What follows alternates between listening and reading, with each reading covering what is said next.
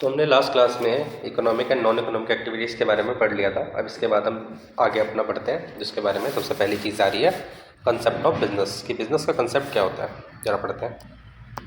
क्या बिजनेस का कंसेप्ट भी इकोनॉमिक एक्टिविटी की तरह ही रहेगा? बिल्कुल। तो business refers to those economic activities involving the purchase, production and sale of goods या सर्विसेज।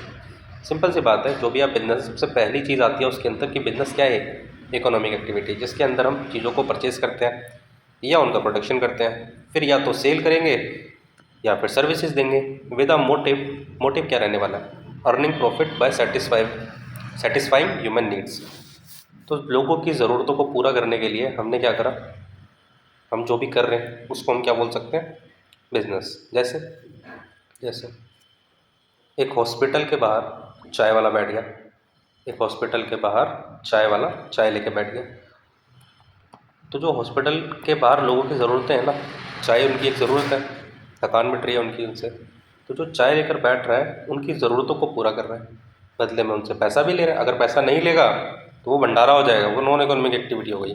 वहाँ उसकी बात नहीं कर रहे हैं हम, किसकी बात कर रहे हैं? इकोनॉमिक एक्टिविटीज़ की, कि जो वो चाय बेच रहा है वहाँ पे हॉस्पिटल के बाहर।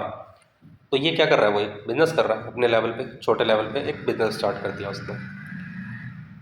फिर वही धीरे धीरे बड़े होकर एमबीए चाय वाले की तरह बन जाते हैं। ठीक है, आगे जरा पढ़ते हैं कैरेक्टरिस्टिक्स ऑफ बिजनेस। बिजनेस के क्या क्या कैरेक्टरिस्टिक्स हैं, मतलब जो भी आपने अभी तक सुना, जाना, समझा, उससे आपने बिजनेस को क्या कह सकते हो? सिंपल सी बात है, बिजनेस को आप पहली चीज़ क्या कहोगे कि ये क्या है? इकोनॉमिक एक्टिविटी है या नहीं? बिल्कुल है। प्रोडक्शन और प्रोक्योरमेंट ऑफ गुड्स और सर्विसेज। इसका मतलब क्या है कि आप गुड्स एंड सर्विसेज को क्या करते हो? बना रहे हो, उनको प्रोड्यूस कर रहे हो, ताकि क्या कर सको? लोगों को बेच सको। पॉइंट समझ आ रहा है कि इकोनॉमिक एक्टिविटी तो है ही है, साथ के साथ उस बिजनेस के अंदर आप क्या कर रहे हो? प्रोडक्शन कर रहे हो गुड्स एंड सर्विसेज का। और प्रोडक्शन करके अपने पास स्टोर करके थोड़ी रखोगे, उसको बेचोगे, बेचोगे और बाद में पैसा कमाओगे। सिंपल सीधी बात।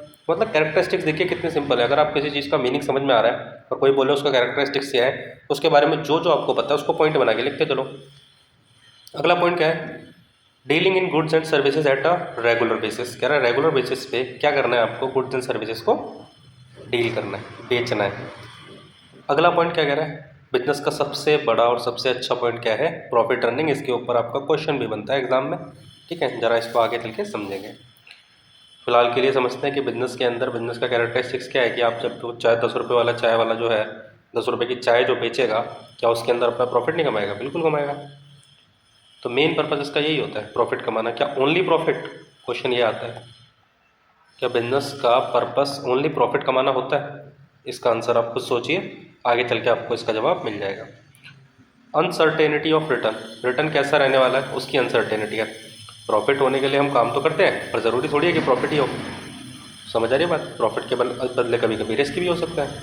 रिस्क रहता है बिजनेस के अंदर, तो प्रॉफिट के बदले समटाइम्स लॉसेज भी आपको देखने को फेस कर सकते हो। Also there is always a possibilities of losses, element of risk. All business activities carry some elements of risk because future is uncertain. Obvious सी बात है, आज आपने एक बिजनेस खोला, 10 लाख रुपए बिजनेस में लगा दिए, ये 10 लाख आगे चल के 12 लाख होंगे ही होंगे, 15 लाख होंगे ही होंगे। इसकी कोई गारंटी तो नहीं देता ना।